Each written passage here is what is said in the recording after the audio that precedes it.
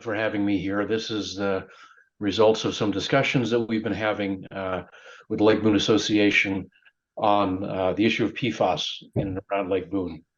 I want to specify that I'm not a chemist or a toxicologist, but I have a lot of colleagues who are. I'm a professional water resources engineer, and I do study water quality and the movement of contaminants and toxins through the environment.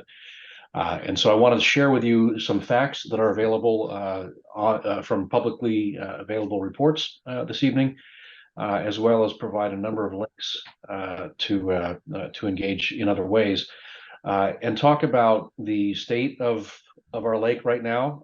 And it's not great news, but there are things that we can do, and I'm going to talk about different things that we can do to take some action. So the purpose of what we'll talk about today is explaining the propagation of PFAS. First of all, what PFAS is for those of you who may not know, in and around Lake Boon. Talk about some of the relevant local and state and federal regulations that are still evolving. PFAS is a contaminant, a toxic contaminant in the environment that really grew to awareness. It was termed an emerging contaminant over the last 10 years. And the regulations are still trying to keep up with what we're seeing in the environment. And then more positively, I want to talk about options for us as residents and as a community that lives here on this lake.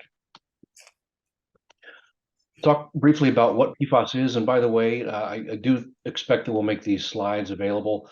There are a lot of live links in the slides that people can click on to dig further into some of the references that I'll talk about. PFAS is, if you've heard of it, it is a per and polyfluoroalkyl substance. It's a chemical, it's a manufactured chemical that is used to make products stain resistant, water resistant, used in Teflon, things like that. And it's also used in firefighting foam. And that's probably one of its more significant uses in our world. PFAS is a series of different compounds, and they are termed forever chemicals. And that's because they don't break down quickly in the environment or in our bodies. They linger. And so even if we consume small, very, very small amounts, they can build up over time into dangerous levels. PFAS is measured in parts per trillion. And if you were following us and the work we did on the Lake Boon, the Healthy Lake Boon initiative, you were just talking about concentrations of phosphorus, for example, in parts per million. Well, now we're talking about parts per trillion of PFAS. And what is that? It's the equivalent of a grain of sand in an Olympic-sized swimming pool. It's almost undetectable. It's the equivalent of 30 seconds in a million years. 1 part per trillion is extremely small. And yet these contaminants are known to cause hazards at levels of 10 or 20 parts per trillion. And that is, it's alarming. There are some great ways to learn more about the history of PFAS and what different communities around the country have faced and are doing with it. I'm not necessarily endorsing these movies and books, but if you do want to learn more about them, I found them very informative.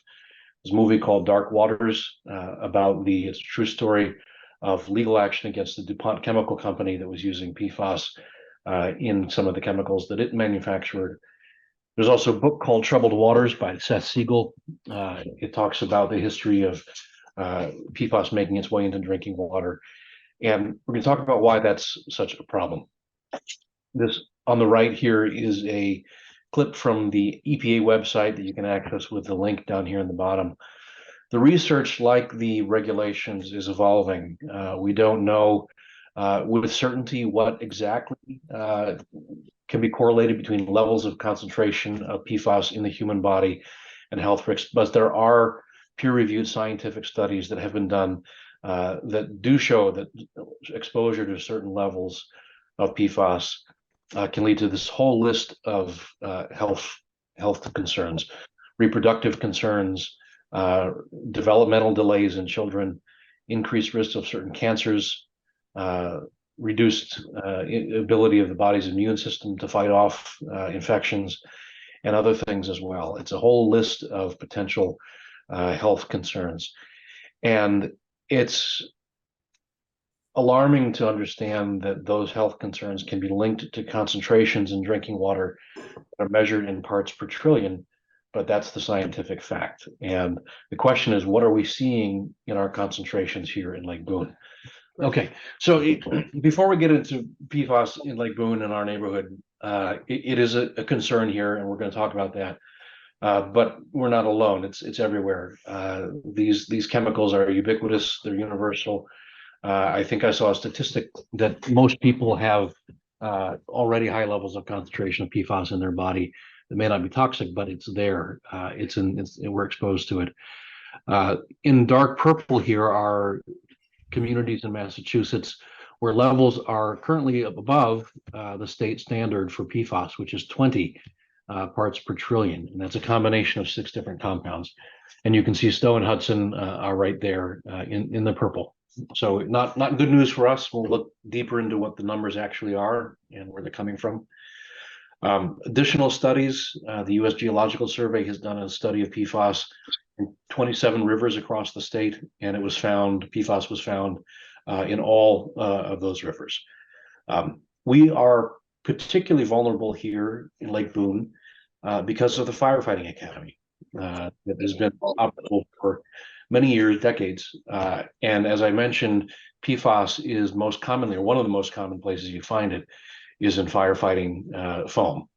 And this has been a problem in airports, fire stations, fire academies like this one, all over the country. And so that we are particularly vulnerable, and that's partly why you see us in the purple there.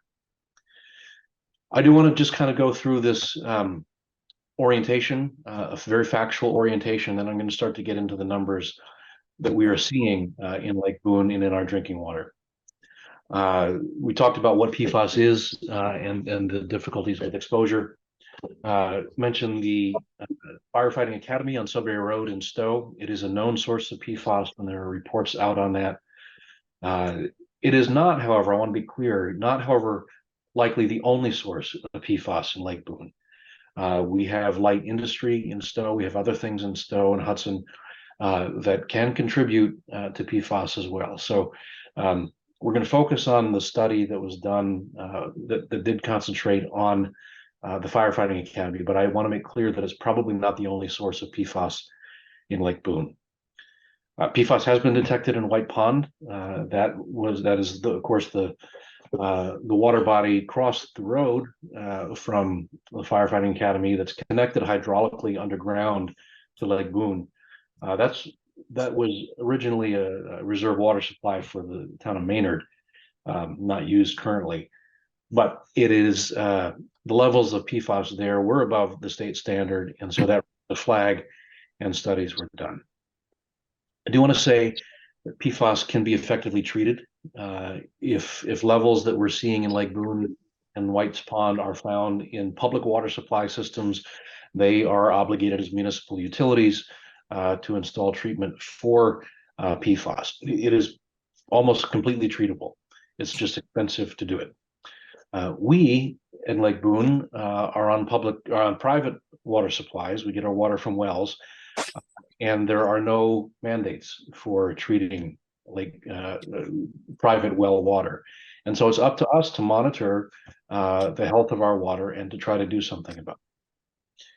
I'll quickly walk through the status of the regulations, and as they are evolving. Every state is doing this differently. Every state has a different number that they believe is the toxic level. In Massachusetts, recently the level that was determined to be problematic and would trigger requirements for treatment in municipal systems is 20 parts per trillion of PFAS. And again, that's a combination of 6 different compounds. 2 of them are the most common compounds in firefighting foam. So those 6 add up to 20. And if it's a public supply, treatment is required. Now that's in Massachusetts, but the EPA has recently promulgated and gone through a process of public comment, a set of nationwide standards for PFAS that would limit the concentration of any of these to 4 parts per trillion. And that is an exceedingly low number. It's almost not detectable by laboratory means. EPA is expected to release this new regulation nationwide by the end of this year. And I want you to remember these two numbers of 20 and 4, because you're going to see a lot of numbers in Lake Boon and around Lake Boon between those two numbers and above those two numbers. And that has some serious implications in terms of our water quality and whether or not it meets federal standards in the years ahead. Also of note is that the Stowe Board of Health has drafted regulations that may require us as homeowners to pay the cost of PFAS remediation in our homes at a point of sale, or when a new well is dug, or when the well is rehabilitated. It's not clear to me, and I would appreciate someone else's thoughts on this. It's not clear to me if treatment would be required at any point PFAS is detected, but the public comment period on those regulations extends through the end of this month, September 30th. And one of the things that I hope we can do is understand the intent of those regulations and what it would mean to us as homeowners, because there are some precedents for the state helping fund treatment in the systems. And I'll talk about that in just a minute. Kirk, is that that September 30th, is that in Stowe or in Massachusetts or the US EPA? That is Stowe. That is the Stowe Board of Health. Okay, and that doesn't institute a threshold. What it does is invoke a requirement on homeowners that if the well water in a home is above the threshold, which is going down from 20 to 4 this year, most likely, the homeowner would be responsible for treating that water or replacing it with bottled water, for example. Okay, that's my interpretation of the draft regulations. I personally have provided some comments on the regulations and asked some questions. And I would encourage others to read them. I have a link for them later in this presentation and get familiar with what they could mean to us. And I want to talk about later in the talk about the actions we can take. There are funding mechanisms that have been used around the country to help homeowners who have been affected by PFAS install treatment systems in their homes. So we will get to that. Eric, this is Conray. Yeah. Just one quick comment. The town of Hudson, we had that problem, PFAS. It was sourced from a plating shop on Perimeter Road. Yeah. And it was detected in the town wells, and they've installed the expensive treating stuff. So if you're on Hudson town water, it's probably already been dealt with. Right, and that's a great point, Conray. And that's a great contrast between a public system and private wells like us. We're all vulnerable to the same water. A public system would be required to treat that water as soon as it gets above either one of these two standards, the 20 now and soon to be 4. But as private well users, both Stowe and Hudson, we would be required to do that ourselves. Okay. Okay. So let's move on. Let's talk about what we're seeing. I'm watching the Lake Boon thing. Connie's in like this big chair. That Aaron, can you put yourself on mute, please? Thank you.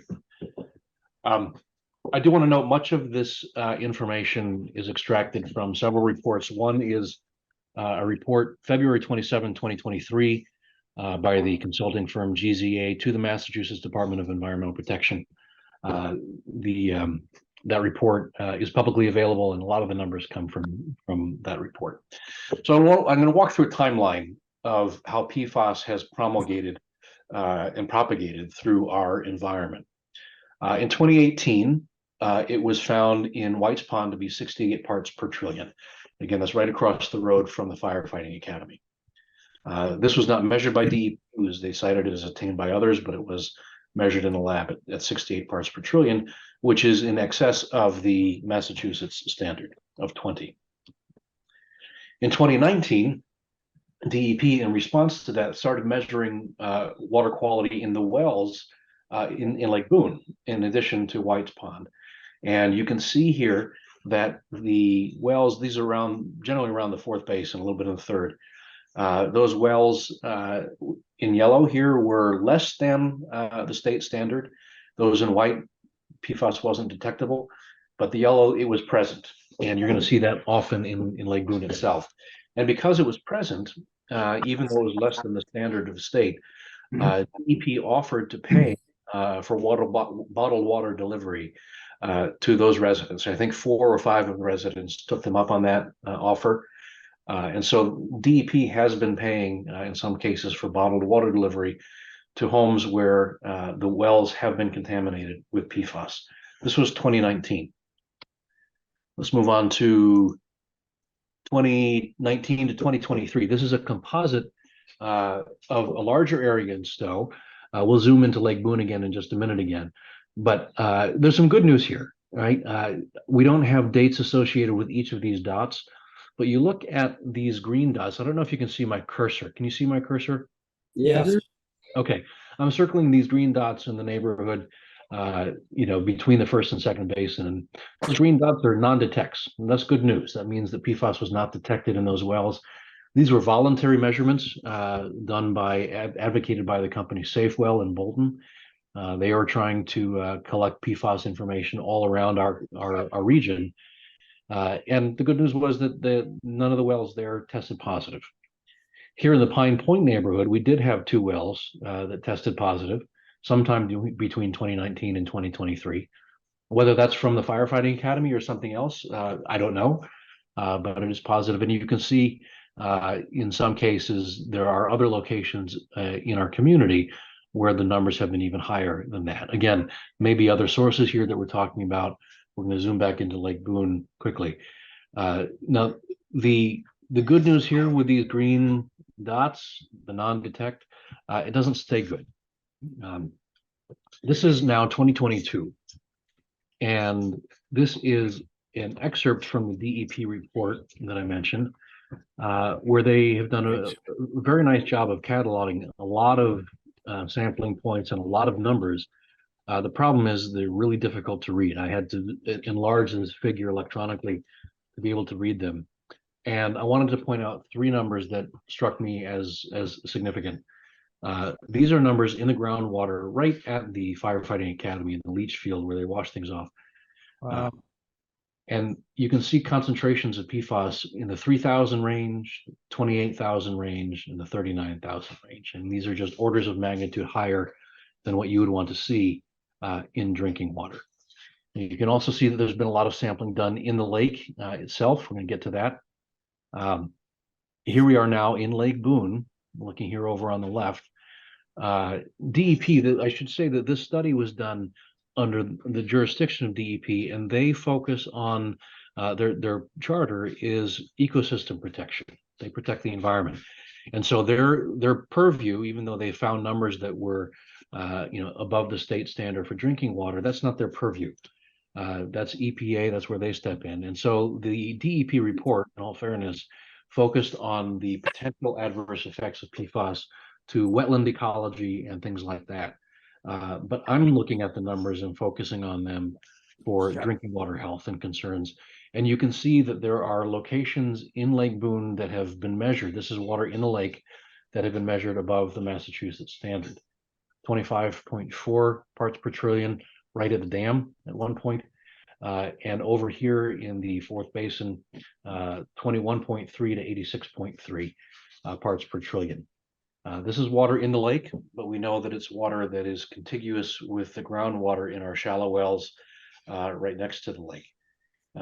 Deep wells too, I'm going to talk about that in a minute. They're not immune to this, but this is documented evidence that the numbers, the concentrations in our lake are currently above the Massachusetts state standard for drinking water. A lot of the other numbers, you'll notice, we talked about the 0 to 19 before, those wells in the fourth basin. A lot of the other numbers in the lake, second basin, third basin, first basin, are generally in the 12 to 13 or 12 to 14 range, which is below the state standard, but is above the EPA standard of 4 parts per trillion that is going to become active. Everybody believes it will become active by the end of 2023. And basically, as soon as that regulation becomes active, all of the water in Lake Boon will be above the state or the federal standard for drinking water. And that's an issue because all of that water is basically connected to our drinking water. Either comes from it or it feeds it. And that is a significant concern. Let's talk about how the water gets here. right? You notice that in White Pond, the number was 68, and generally in Lake Boone, the numbers are a little bit lower for the most part. But those really high numbers, the 68,000 or the 38,000, 28,000, those are up here on the hill. This is a cross section looking across the firefighting academy and into White Pond and into the area adjacent to the fourth basin, just south of the fourth basin of Lake Boone. So the contamination is up here, and it's going to follow the groundwater flow pathways. And here are some measurements that were taken in the groundwater right in this region here, right across Sudbury Road, right near White's Pond, in the groundwater, ranging from 112 parts per trillion to 482 parts per trillion. Those are very high numbers, and they're working their way toward us. This next slide shows, well, this slide shows that the water's flowing downhill. That's no surprise. But the contouring of the land suggests that the groundwater flow pathways are taking the water directly toward Lake Boone. And that's kind of coming here from the northern part of the site and the southern part of the site. Some of it passes through White's Pond. They are connected, White's Pond and Lake Boone, by the aquifer underneath. Lake Boone is a little bit lower, I believe, than White's Pond. And so the hydraulic grade line, what we call it in engineering, flows from this high point in the ground down toward Lake Boone. So those very high numbers that we saw up there in the groundwater are going to migrate toward Lake Boone. And it may take years for those numbers to reach there, and they'll be diluted along the way. But it's been happening already, and the resulting numbers that we're seeing in Lake Boone are either above our current state standard or above what is about to be our federal standard, which will become the guiding number for treatment. Yeah, Kirk, if I could just add on that flow. First of all, I think you're doing a fantastic job in this presentation. A lot of depth and detail. I appreciate it. But I also want to connect this with the I study. lost you, Dan. Are you still here? Yeah, can you hear me now, Kirk? I'm talking. Can you hear me, Kirk? Yeah, you're back. Yeah. You're I back. want to say that you're doing a fabulous job with this, and I really appreciate the scientific depth and integrity of what you're presenting. I also want to connect this with the Healthy Lake Boone study, for which you were the chief scientist, that has analyzed in detail the flow, the dynamics and flow of water throughout the Lake Boone system. And I expect that you're going to connect what you're showing here with that study about how it flows throughout the lake and so on. Yeah, we will, Dan. And I've done some very preliminary estimates of the amount of time that it could take for that water to reach us. As I said, it's already reaching us. You know, those concentrations have been there for 20 or 30 years. They are reaching us, and I think it would be wise for a hydrogeologist to weigh in on some of the travel time potential. But I do expect the numbers to go up in the future. So let's talk about, let's pivot a little bit and talk about what can we do. These numbers are concerning. There is a definite source that has been linked to some of these numbers. What can we do? I'm going to talk a little bit about testing our wells. I'm going to talk about some alternatives for bottling water, bottled water, and in-house treatment. And I'm going to sort of plant a seed for some funding discussions. I don't have the answer to that, but I do want to talk about that. And I do want to encourage people to get involved in the pending Board of Health regulations that may require us to be paying for this over time. There are 3 testing companies that have been used. I think Dave Gray is familiar with all of them. We use some of these firms for the Healthy Lake Boone initiative. 3 companies locally that will test your well water for PFAS. And they'll test I think there are a number of other things that they include in the test. All 3 of them include sample pickup. You need to coordinate with them on how to get the kit. The costs are fairly similar. I'm not going to endorse one over the other. I will say that Dave has had a particularly good experience with Safewell, and they have been doing that regional study of mapping where high concentrations of PFAS are, not just around the lake, but in our larger region. And they do offer a group discount, much like we get for the septic cleanout, $350 per household to test for PFAS. And so I'll circulate these slides. The contact information and phone numbers is there. This is an individual decision. There are no regulations that force anybody to test their water, but I'm going to do it at my house, and I'm curious what the numbers are, and it's probably something I would continue to do on maybe every couple of years to see how they're changing. So that's the first step that we can do, is just become better educated about the quality of the water that we're drinking in our homes. The next step is, if we do find high concentrations in our wells, and some of us will, what do we do about it? I will say in our house, we've already switched over to bottled water. We have delivery every month. That's over here on the right. Cost for us, not a lot of people living in the house, it's about $45 a month, and $45 for the initial install.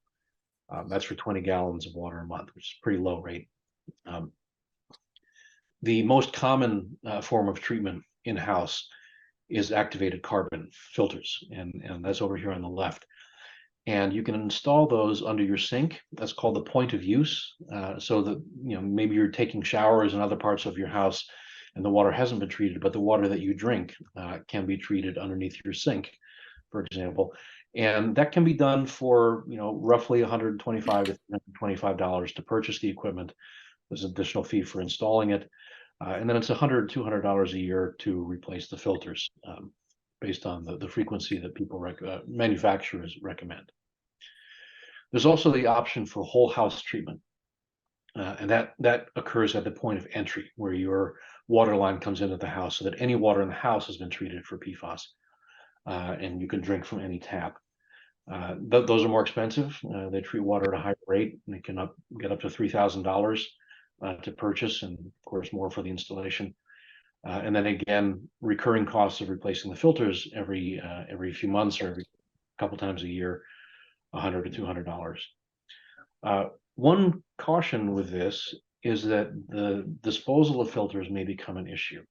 It is possible that the EPA may determine that PFAS is a hazardous substance, which means that it can't be, disposed of in landfills like other things from our households. And that means that the disposal of filters would bear a significant cost as well. That is not the case now. That's speculative. We don't know what will happen there. We are quite sure that EPA will be reducing the standard from 20 to 4 parts per trillion, and that's on the word of colleagues I trust. But activated carbon remains probably the most common and effective way to treat PFAS in your house if you have a private well. The other way that is used in some states is reverse osmosis, which is commonly used in large-scale municipal plants and things like that. There's a problem, though, in Massachusetts, that if you're on a private well, you're most likely on a septic system as well. And reverse osmosis is not allowed for in-home use if the waste is discharged to a septic system. And that's simply because we're just recycling it, right? We're returning it right back to where it came from. There's a narrow exception here, and that is if we're only treating at one tap and the waste is below the standard for drinking water, it may be okay to discharge to your septic system. But that's almost an inconceivable thought, because reverse osmosis is a process that takes all of the particles out of the main flow stream and concentrates them in a separate water flow stream. And so you have a much higher concentration of PFAS in the waste stream. So reverse osmosis is probably not the way for us to go. It probably is activated carbon if you do want to install treatment. That bottled water too is a very viable alternative. So pivot now to talk about some funding. This is where I hope that some other people around the lake can step up and offer their expertise, and the Board of Health can work with us to offer some suggestions as to how we can meet these costs. Because if we do test our wells, a lot of us will probably find PFAS in our wells. I do want to reiterate the fact that in 2019, based on that initial study by DEP, they did offer to pay for bottled water service to those households near the fourth basin and in the third.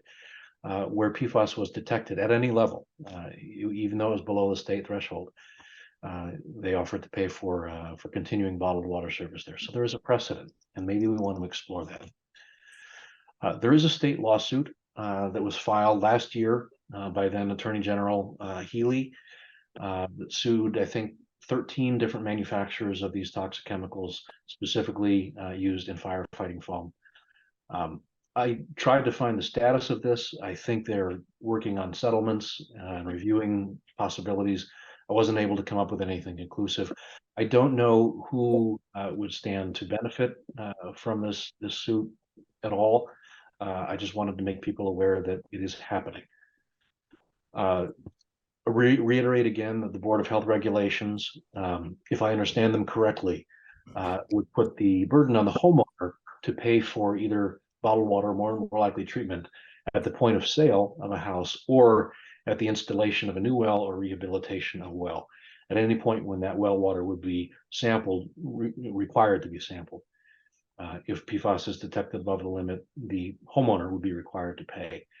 And there are, again, 10 days left to offer comments on those regulations. They are still draft, open for public comment.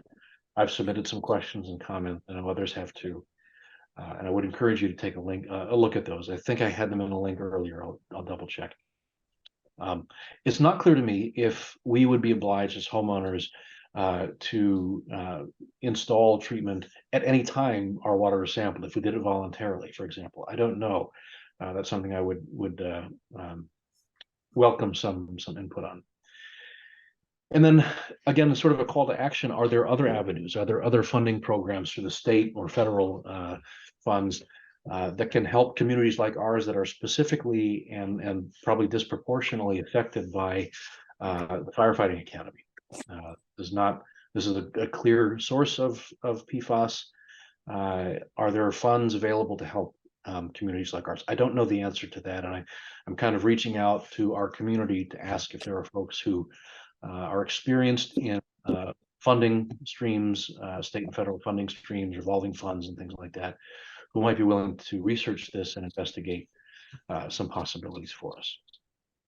Here are the links to the Board of Health regulations. Again, they're still draft. This is a link to them. This is an email where you can send comments and questions or concerns. One of the questions I had is there a need to institute these regulations right when the EPA regulations are supposed to be going into effect? Personally, that was my concern. We don't know if the EPA regulations are going to be instituted in October or November or December or January, but everything I've heard is it will be by December. And my question is this the right time for those Board of Health regulations to be coming out? And I also don't know if we've explored other funding opportunities that may arise from the pending legal action that the state has taken, or other funding streams that are set aside for communities like ours. I don't know.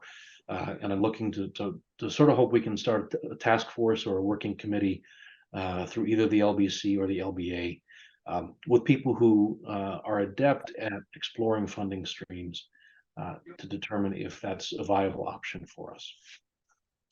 And that's what I have for you tonight. I wish I had better news, but I do want to reiterate that although this contaminant is in our environment and maybe in the water that we are drinking, it is treatable. We can treat it to the point of not having to worry about it, really, but that costs money. And it requires action. And I think that we can, gird ourselves as a community and maintain our reputation if we take concerted action rather than individual action. Again, as households, we can test our water, we can consider treatment options, and we can participate in local regulations and discussions that could affect us and our need or responsibility to pay for this. As a community, again, I'd like to encourage us to form some kind of group that can explore funding options, help homeowners who are going to discover that their PFAS in their wells is too high. I'd like to explore group discounts on bottled water or treatment systems. And then again, are there volunteers who are willing to serve on a committee or a group that is familiar with environmental laws and state and federal funding programs? So that's what I have tonight. It's again, it's not encouraging news, but the message of hope is that we can get ahead of this, much like we talked about through the Healthy Lake Boon Initiative. Let's get ahead of the issues and do something about it. And if we do, our drinking water will be just fine. So I'm happy to answer some questions. I know I'm not an expert in all of the fields here. You know, we covered a lot of chemistry and toxicology and hydrogeology and treatment. I kind of put it all together and as a jack of all trades. But if people do have questions, I'm happy to discuss them now or later. And like I said, I'll make these slides available. Dan, I'm sure you can help me with that in distributing these slides, making them available. But thank you for your time tonight, the Lake Boon Commission, for having me here to share this. The information is out there, but it's hard to consolidate. And I hope this was a clear and concise consolidation of what we have. Some of your former students can learn. You can't just keep motoring forward. So, City Shuttle, Antonio Monti on the field, rookies like Are there any questions? Yeah, I see that. I don't know whether Kirk, I'm sorry, Connie, whether you want to run this, but I did see that Laura Diamond had a question, so maybe we might begin with Laura. Yes, there's some background noise. I don't know if somebody needs to mute or not, but can you guys hear me? Yes, we can. Okay. I'm wondering, Kirk, first, thank you for this. It's very helpful. And so I have a few questions. I'm wondering if there's any evidence about swimming in the lake and the contamination about swimming. I know it's strong evidence about drinking water, but I don't know about swimming and also about showering and bathing. And then the second question involves, so it sounds like, you know, we can certainly go ahead and test ourselves, but it sounds like if we do stuff as a community, first of all, we get a discount on that testing from the Safe Wells group in Bolton. I'd like to explore testing and getting a discount. And then certainly getting reimbursement for the whole house installation. And so I'm happy to wait. I don't have any expertise on this, and so I can't offer up volunteer services, but definitely concerning and would like to take some action. Thank you again. Thank you, Laura. I can address your questions about swimming and showering. And again, I'm not a toxicologist, so I'm a little bit outside my realm here, but my understanding is that, well, first of all, there are no regulations that I know of limiting levels of PFAS for recreational purposes. The concern is consumption, that over time, if you drink water from a source that's contaminated, over time, these chemicals build up in your system, your kidneys and things like that. And that's what causes the problem. It's the repeated exposure to this over time as a form of consumption. As far as I know, there are no, again, I could be wrong.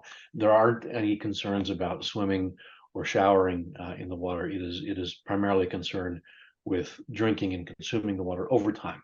You know, if I had a glass of water with a couple parts per trillion of PFAS in it, that's not likely to hurt me. But if I did that 5 times a day for the next 10 years, I could become very sick. Kirk, it's Conray. I'll let you take the other questions. I have a couple, and I'll add my, very nice job on this and a lot of good information. So do I hear other questions for Kirk?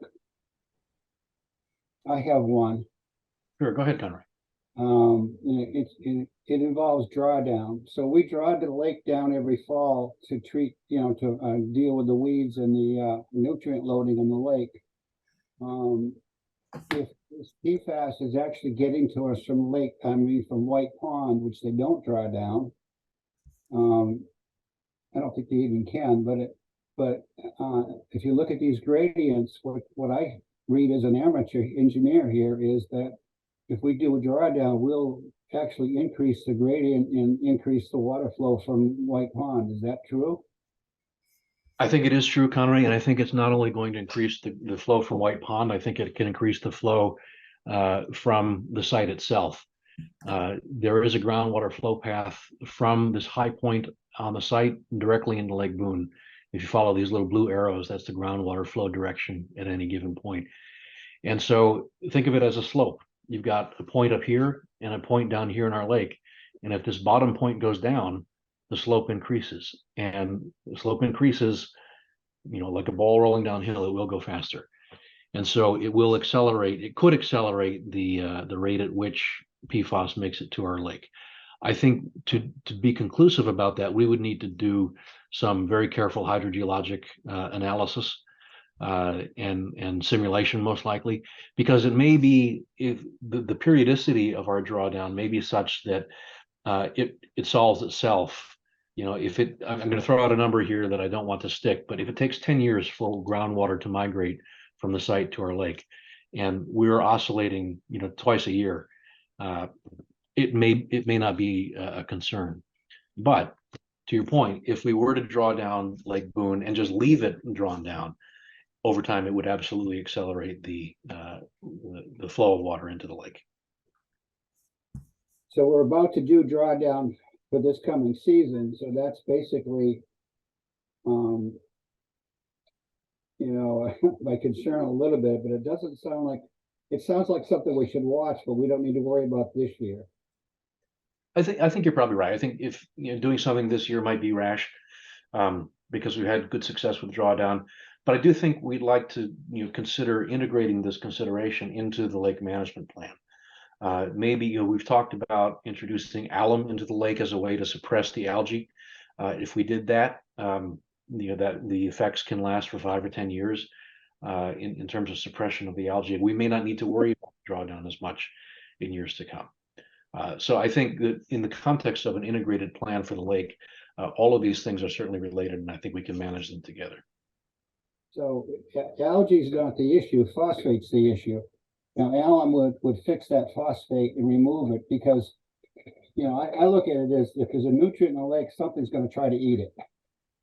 And well, yeah, but you're right. But the algae comes from the phosphorus in the lake, right? And so the alum would suppress the phosphorus. The algae wouldn't be able to access it to grow. The algae is actually what eats it and it grows.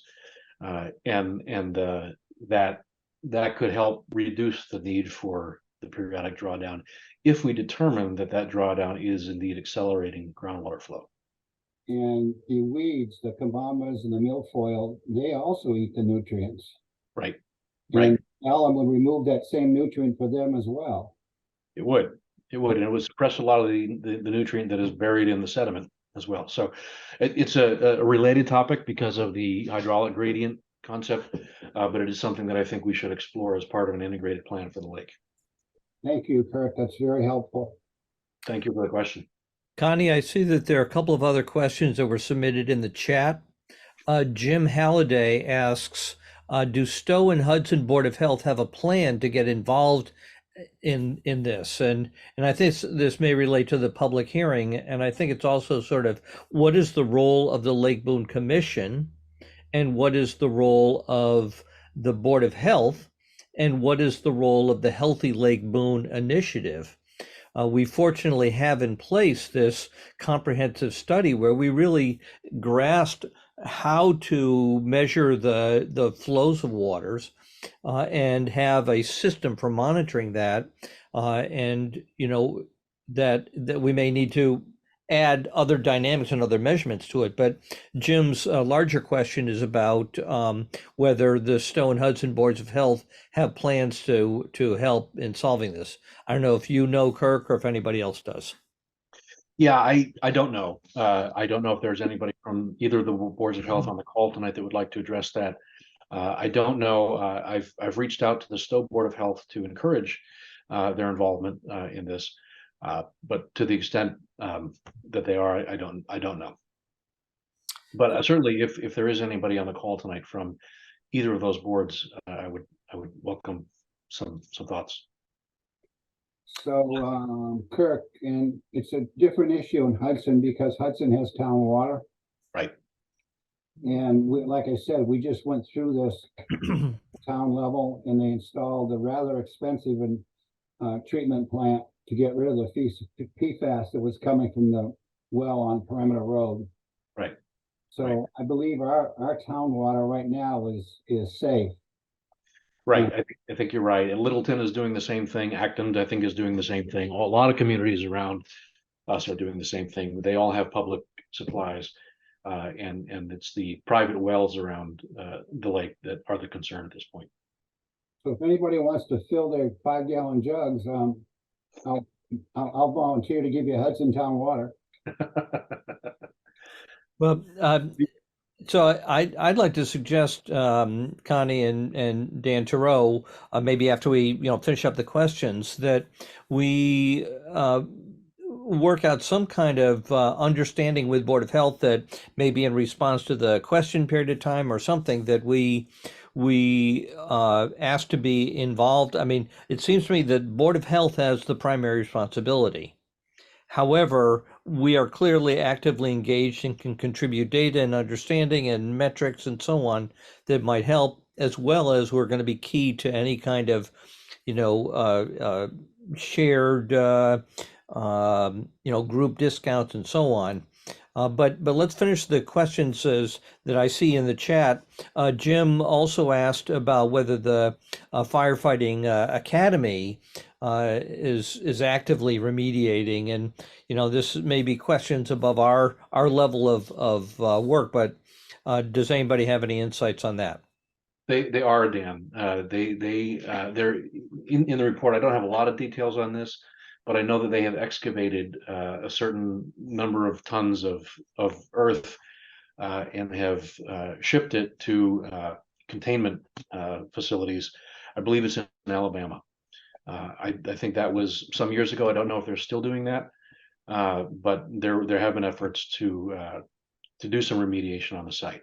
And I don't know how much and how effective it was.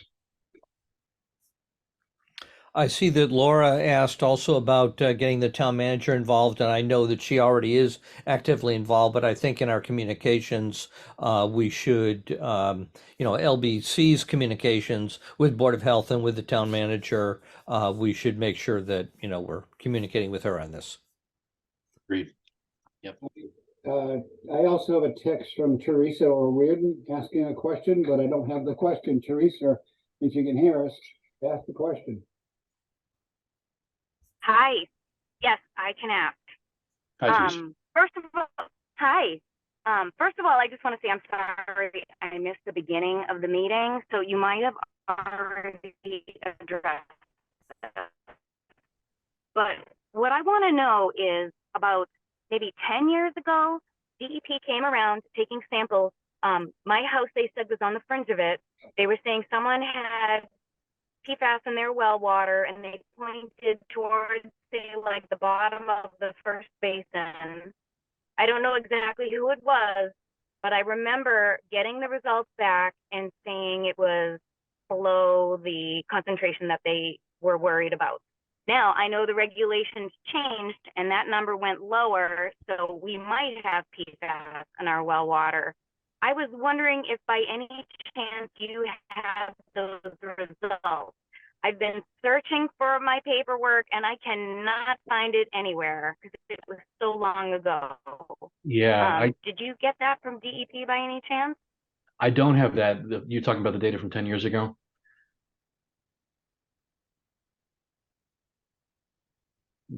Teresa, I want to make sure I understand the question. Yes. You're talking about the data from 10 years ago. Yeah, I don't have that. What we do have, I don't know if you saw this earlier, is the data from the last 3 or 4 years, which shows that a lot of the numbers in the lake are currently below the Massachusetts standard, but will soon be above the EPA standard, which will supersede Massachusetts. Even that, in the last 4 years, we have seen numbers in the first basin and in the fourth basin that are in excess of the Massachusetts standard. In one case, quite a bit higher. So we know that very soon, when the EPA regulations come into effect, all of these measurements that we're seeing would be out of compliance for drinking water, not for recreation, but for drinking water. So Kirk, on that issue, Teresa, are you done? No, I was going to ask, can you please put the name of that testing company that you were talking about in the chat so that I can take a picture of it and call them? Teresa, we'll post the slides in, and we recorded this, and we'll also post the recording. Yeah, there are Thank three. you. There are three. Yeah, three companies, Teresa, that you can choose from. The last one, Safewell, offers a group discount, so we can consider that. And they also do Zoom seminars for residents. They take an active role in education about PFAS as well. Awesome. I'm really not that concerned about it because I know all you have to do is put it through a carbon filter and your water is probably fine. But still, I would like to do a test like before and then after it goes through my Brita filter just to make sure I'm capturing it. You know what I mean? Mm-hmm.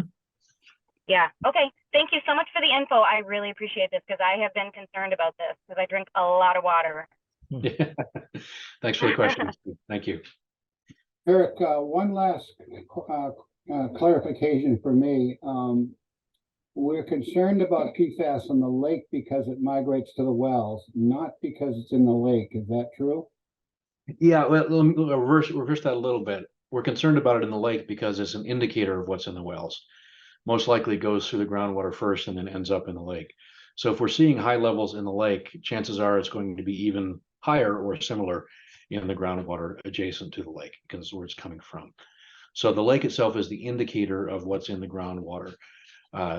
Could vary well to well for sure, but the concentrations in the lake itself are not really something to be concerned about because unless you're drinking water directly out of the lake, it's, you know, you're okay to swim in it, you're okay to boat. It's not a recreational hazard. It is a consumption hazard. But the numbers in the lake are indicative of what could be in the wells. Thank you. That's my question. Yeah, so Kirk, that's an interesting point. I'm just thinking about systems for ongoing monitoring. Perhaps that's part of what the Board of Health has, in mind. But what you're talking about is that we need to keep track of this over, months, years, and decades.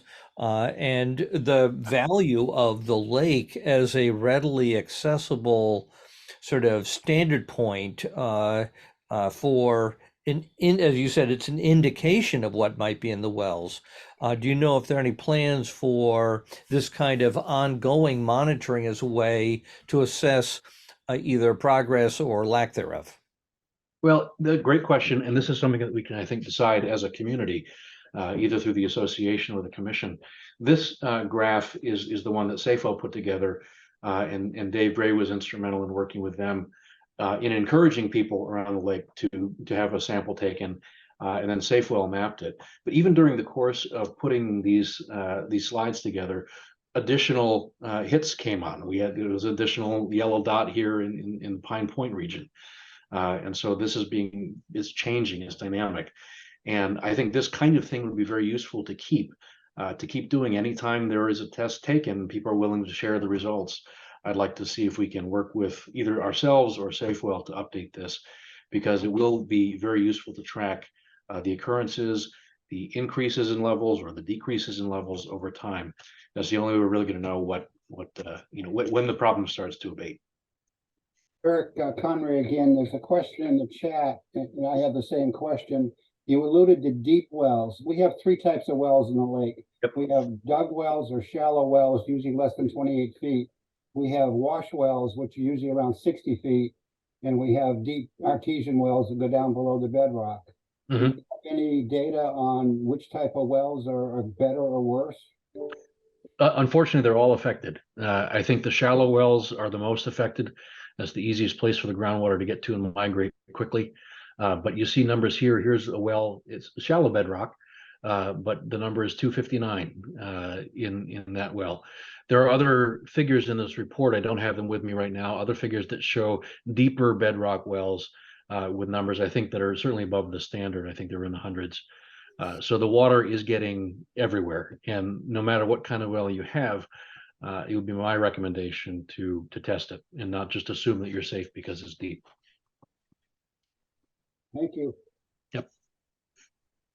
Did we get all the questions from the chat? There was a question also about the impact on pets or children swimming. I think you did answer earlier that recreational is not really the issue, swimming, as Laura asked, but there is question of pets, lapping up the water from the lake. Yeah, that is a concern, honestly. I think you can talk to your children about, not drinking too much water as they're swimming, and unless they're doing it every day and consuming, cupfuls of water. Maybe we'd want to talk to a toxicologist about that and learn experiences from other places. Pets are more difficult to control. Of course, I don't know what kind of serious risk that is. One of the things that was recommended to me, I reached out to a colleague of mine who is the drinking water section chief for the Connecticut Department of Health. And she recommended that one of the things that they do is have a toxicologist go around to communities that have PFAS that has invaded and talk to them about all of the different risks. And that's something that we might consider doing too. Right now, there aren't, like as I said, there aren't any regulations for recreational waters, but the functional concern of pets and children drinking water from the lake could be an issue. Again, I think it's the kind of thing that requires an awful lot of buildup over time, but that's something that toxicologists could educate us on. Kirk, have you made these slides available to the town? No, I have prepared these and they were reviewed by Dave Gray and Dave Seversky. This is the first time they've been shown. Well, I think they're very powerful and very, the level of scientific depth and rigor, like this very chart that we're looking at here. I've never seen anything like that in any of the other presentations I've seen. I would like to encourage you to forward this along as part of your comments to the town if you feel comfortable in doing that. Sure, yeah, I can certainly do that. So, Dan, Conrad, once we finish with this recording, it will end up on YouTube via the Stowe TV people. Yeah, and I'll process that very quickly with the Stowe, community television, and it should be up within days. So when we know that it's up, we'll send a note to David Gray and send a note out to he can forward it to everybody. We finished with this topic. Any other questions or any other follow-up? Well, Conrad, I'm hoping that you and Dan Thoreau and I can have a little bit of discussion. I see Laura's waving her hand. Laura, do you have a question? Yeah, I have a question. Are you, Kirk, are you in any way discouraging homeowners from getting tests done immediately? I mean, it's obviously up to us. Are we gonna put together a group to do a group discount? And then if we do find PFAS, if we do test and find PFAS in our wells, is the state gonna say, you got to do this and you tested before and now you don't qualify for any money, whatever? Is there any disadvantage to testing now? That's a great question. I wouldn't discourage anybody from testing. I think you can keep the results to yourself if you like. I think you could share them. I would encourage people to share them so that we can track the migration of PFAS around the lake and the community. I think my concern, and I want to make sure I'm informed on this, is that if we test in the next few months, say, and you show a level of 9 parts per trillion, well, right now that's satisfactory in accordance with the Massachusetts standards, but it wouldn't be as soon as the EPA standards take effect. And I don't know what obligation you would then be under to remediate that. I don't know what the logistics of that would look like. And that's why I'm encouraging people to at least read the Board of Health regulations, understand what they mean, interpret them, for your own household and family. But from a purely scientific point of view, I encourage people to test their water. We'd like to understand this problem a little bit better. From a community outreach point of view, I encourage people to test their water soon for their own health. So you know what you're drinking, you can take action if you need to. What is the uncertain thing in my mind is the funding. You know, are we eligible for any funding assistance for any remediation that we need to take? I'm going to go ahead and test my well. I'll make those results. I'll add my house to the or our house to the that map. And if like I told you, I think we're already on bottled water here at our house.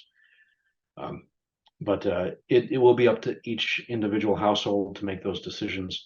I encourage you to test for your own health and for the sake of science. And I encourage us to come together somehow to figure out if we are eligible for any kind of funding assistance as a community.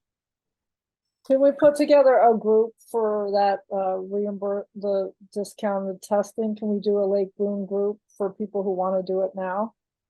We sure could. Dave Gray has the details of that, and I know he's out of town today, but he will, as soon as he gets back, I'll talk to him about the logistics of that, and he will most likely send out a notice through the Lake Boon email chain. Great, thank Yeah, you. I think there's an open question of whether that should be coordinated through LBA or LBC. And I'm not quite sure what the policy is on that, but however we find a way to contribute the data, I think it's important to have a system that, if you get your well tested, boom, here's how you submit it, if you're willing to do that, because I think the more data we know, the better off we are. Mm-hmm. I agree with that. And I don't expect that we're going to solve all these problems tonight or in the next week or month. This is a starting point. I wanted to make sure that everybody was aware of these numbers, aware of these studies, and aware of our options to help protect ourselves.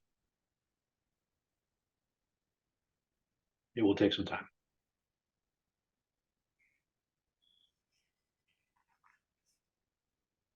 Thank you for the education.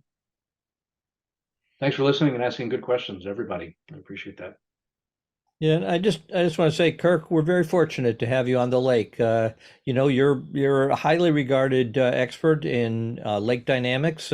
You were the chief scientist on our study for the Healthy Lake Boon, and the depth with which you approached this, I think, was impressive and useful. And I just want to extend a real deep thank you for putting together this. And obviously it's driven by, some serious concerns, and it's important you raise these. So thank you for doing that. Thanks for the kind words, Dan. I appreciate that. And we'll work together going forward to figure out different courses of action.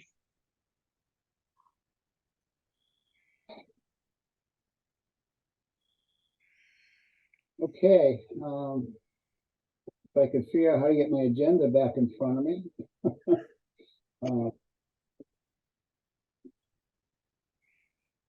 I think I'd like to close out this particular topic at this point. Well, Connie, could we just take, before we wrap this up, I'd like to recommend that the LBC respond to, during this, between now and September 30th, this open comment period, respond to the Board of Health with some kind of comment or statement, perhaps as simple as just supporting, telling us that we recognize how important it is, and offering our engagement in further analysis and work, share Kirk's report, and just position ourselves, as a collaborator in any work that goes forward on this. Dan, I agree with that, but it's not on our agenda. So what I'd like to do is, we're going to have to pull together another meeting pretty quickly because there's a lot of people who couldn't get on tonight. So I think from a public meeting point of view, we're good, but I like to be on the safe side. So what I'd like to do on that is, if you could draft said letter. Sure. And send it around to the commissioners. Yep. And then we'll put it on the very next meeting.